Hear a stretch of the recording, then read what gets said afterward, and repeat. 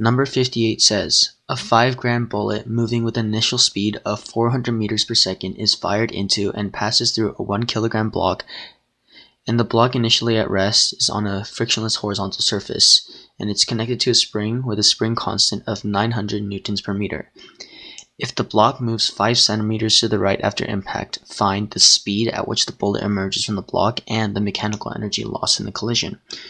So, first things first, we drew our diagram to show what's going on. So the first thing we're going to find is the speed at which the bullet emerges from the block. We can set the total energy initially equal to the total energy afterwards. So this is for the block. And so we know that the initial speed of the block is 0 meters per second. So our initial kinetic energy is going to be 0. And our potential is going to be our spring potential right here. After the collision, there's going to be no more potential because the spring will be fully compressed, and the kinetic energy would be half mv squared of the block. So if we multiply both sides by 2, we would get this equation right here. We simplify it until we get v equals the square root of kx squared over m. So we plug in our values and we get that the final velocity of the block after the collision is 1.5 meters per second. And so now that we know the speed of the block after the collision,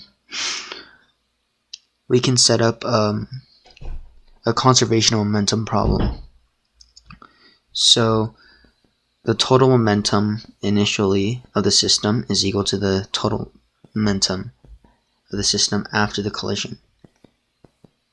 So we're given that the bullet is 5 grams and its initial speed is 400 meters per second, and we know that the mass of the block is 1 kilogram, but the initial speed of the block would be 0 meters per second, so this is why this is 0. And again, the mass of the bullet is 5 grams, and we're trying to find the final speed of the bullet. And here, 1 kilograms is the mass of the block, and 1.5 meters per second is what we found right here. And so if we simplify everything, we would get the final velocity of the bullet is 100 meters per second.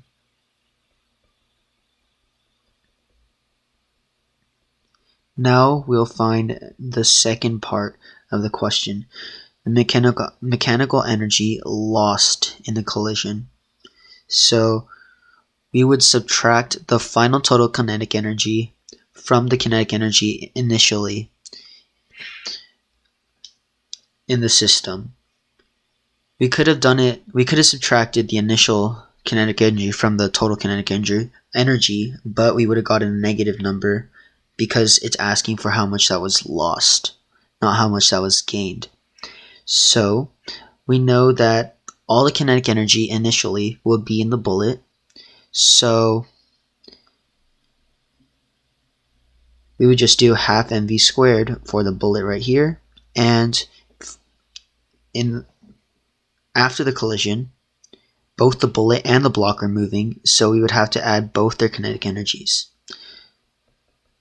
So we would plug in their values, and we would get 400 minus 25 minus 1.125, and you would get about 374 joules.